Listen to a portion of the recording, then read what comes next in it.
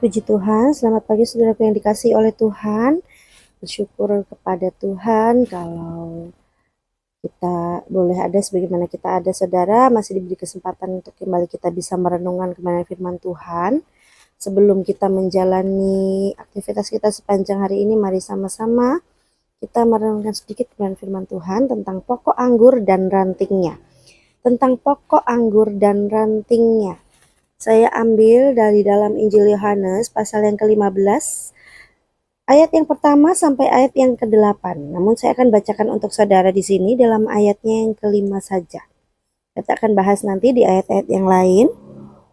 Saya akan bacakan untuk saudara Injil Yohanes 15 ayat yang ke-5. Akulah pokok anggur dan kamulah ranting-rantingnya. Barang siapa tinggal di dalam aku dan aku di dalam dia, ia berbuah banyak. Sebab di luar aku kamu tidak dapat berbuat apa-apa. Nah, di sini Tuhan mengklaim bahwa dialah pokok anggur yang benar ya. Dia adalah pokok anggur. Akulah pokok dan kamulah ranting-rantingnya. Oke, jadi saudara, di sini Tuhan mengambil perumpamaan tentang pokok anggur dengan arti rohani yang sangat luas ya saudara ya. Berbicara tentang semua orang percaya. Ya, berbicara tentang semua orang percaya, semua orang yang mengenal Tuhan, yang mengasihi Tuhan. Dia berkata di dalam Injil Yohanes pasal yang ke-15 di ayat yang kedua, dia berkata seperti ini saudara. Setiap ranting padaku yang tidak berbuah dipotongnya, dan setiap ranting yang berbuah dibersihkannya, supaya ia lebih banyak berbuah. Dibersihkan supaya lebih banyak berbuah. Kalau dia nggak berbuah, dipotong. Dari ayat ini kita tahu ya saudara bahwa sepertinya Tuhan tuh mempunyai satu metode ya. Metode yang namanya itu metode pembersihan saudara. Ya, jadi Allah itu melakukan metode ini mempunyai tujuan. Tujuannya untuk merangsang pertumbuhan di setiap ranting. Jadi kalau misalnya ranting itu mulai sudah bertumbuh dan dia harus berbuah, maka kalau misalnya Tuhan bersihkan ranting itu, tujuannya hanya satu, supaya dia merangsang pertumbuhan di setiap ranting. Ya. Sehingga pada saat ranting itu harus menghasilkan, dia bisa menghasilkan buah secara produktif. Seperti itu.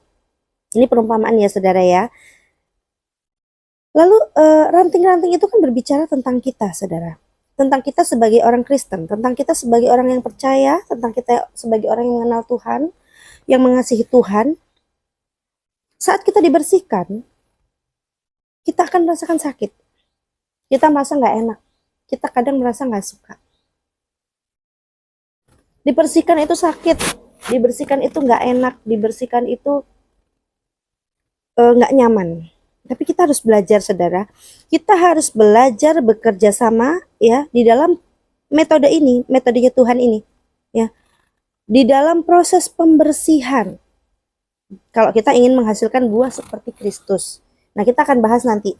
Buah yang seperti apa kita akan bahas.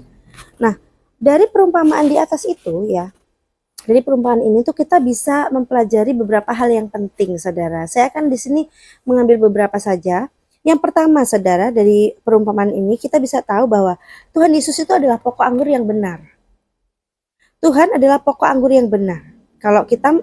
Jadi kalau misalnya kita itu punya pokok anggur lain ya, bisa dipastikan kualitasnya pasti tidak sebaik pokok anggur yang benar itu. Ada banyak pokok anggur, tetapi Tuhan Yesus itu adalah pokok anggur yang benar. Ya.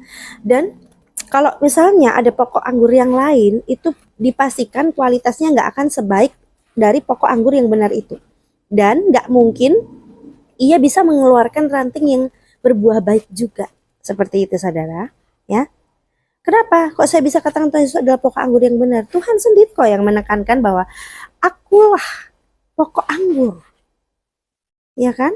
Tuhan katakan tadi, barang siapa dia tinggal di dalam aku, dan aku di dalam dia, ia berbuah banyak. Sebab di luar aku, kamu tidak dapat berbuat apa-apa. Ya saudara ya. Nah, di dalam Yohanes 14 ayat yang ke-6, Tuhan menekankan akulah kehidupan. Akulah jalan dan kebenaran dan hidup. Tidak ada seorang pun yang datang kepada Bapa kalau tidak melalui aku. Yohanes 14 ayat yang ke-6. Amin saudara. Tuhan menekankan akulah. Sebab di luar dia tidak akan ada kehidupan saudara. Akulah jalan kebenaran dan hidup. Akulah pokok anggur yang benar. Ya. Amin. Itu yang pertama. Kebenaran ini ya, dari perumpamaan ini kita bisa dapat pelajaran penting, yaitu yang pertama, Tuhan Yesus adalah pokok anggur yang benar. Yang kedua, nah, kalau ada kebun anggur, itu pasti ada pemiliknya, ada pengusahanya. Ya kan? Nah, di sini kita bisa lihat bahwa Bapa itu adalah pengusahanya. Berhasil tidaknya suatu perkebunan anggur itu sangat tergantung kepada keahlian sang pengusaha. Amin. Kalau seseorang yang punya perkebunan anggur yang sangat menghasilkan, sangat bagus, ya kan, yang berhasil, itu pasti dia adalah seseorang yang memang ahli.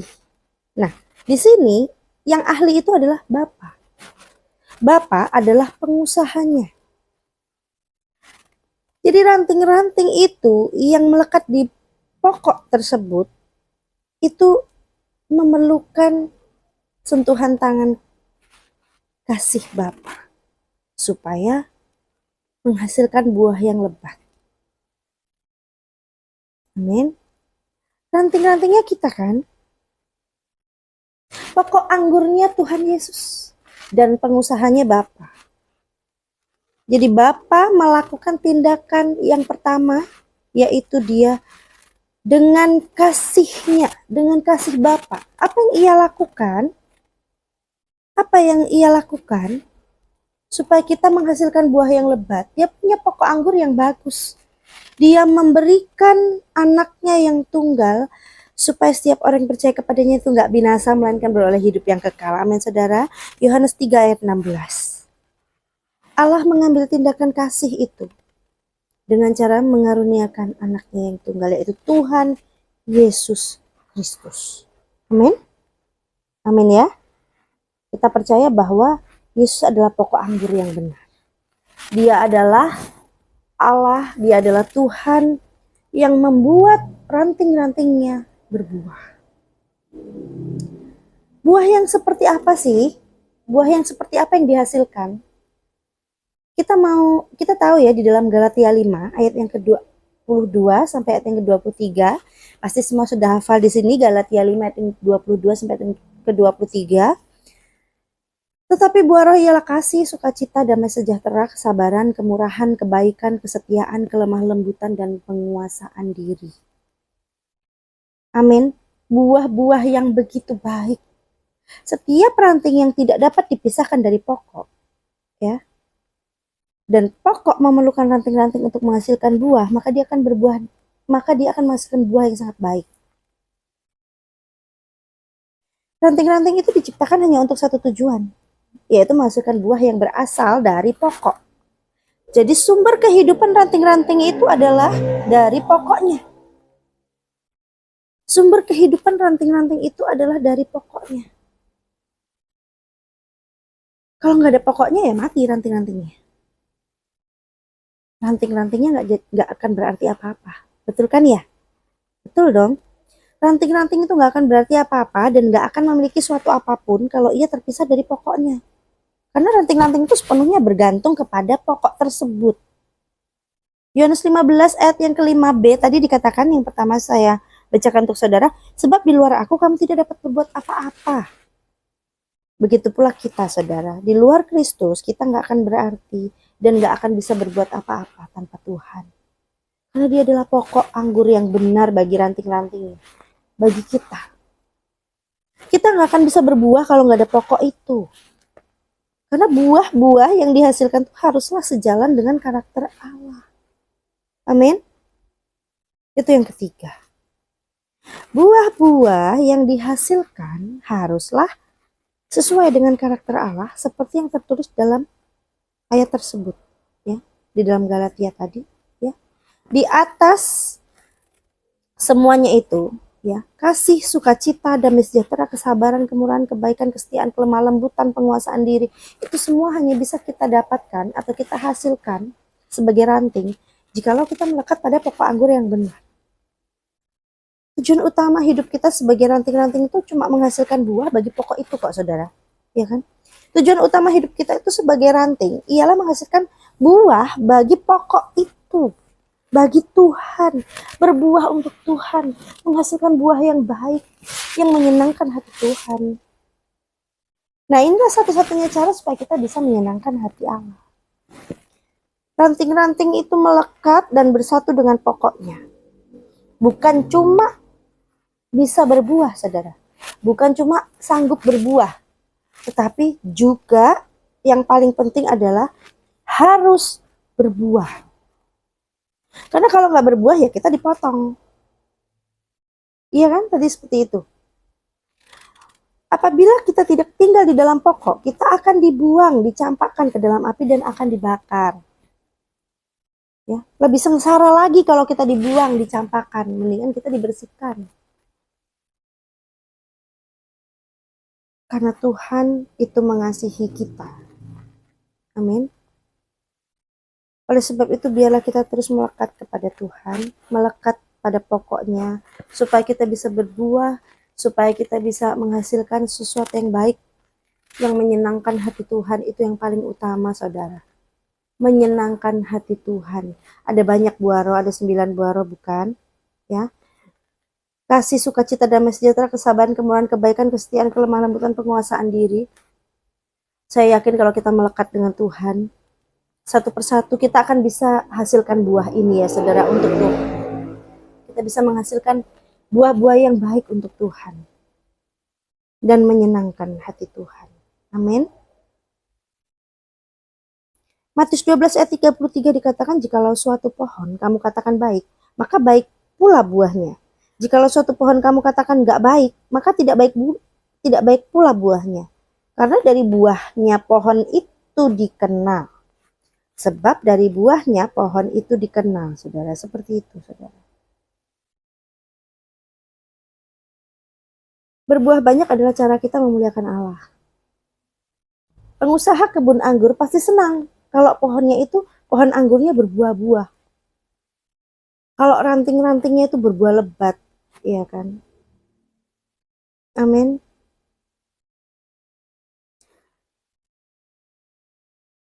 Dalam Injil Yohanes yang ayat yang ke-8 dikatakan, dalam hal inilah Bapakku dipermuliakan, yaitu jika kamu berbuah banyak dan dengan demikian kamu adalah murid-muridku. Dalam hal inilah Bapakku dipermuliakan, yaitu jika kamu berbuah banyak dan dengan demikian kamu adalah murid-muridku. Bagaimana membuktikan bahwa seseorang adalah murid Kristus? Ya pastilah ia berbuah-buah kebenaran itu. Dan harus dapat membuktikan bahwa buah itu berasal dari Roh Kudus. Bila buah-buah itu bertentangan dengan kategori ini, maka sudah jelas itu bukan berasal dari Kristus.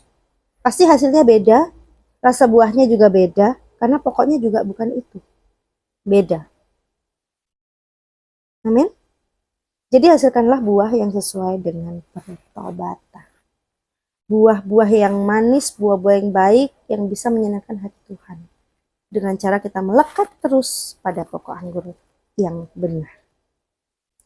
Amin, saudara. Puji Tuhan.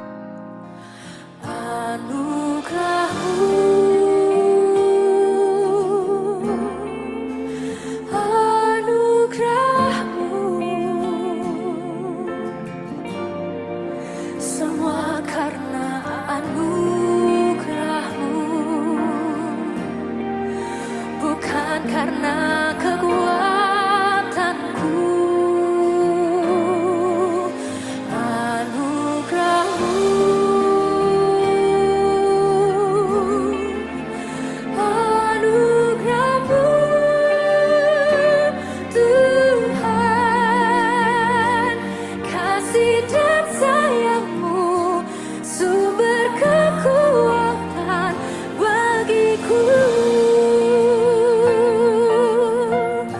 Pujian ini sama-sama.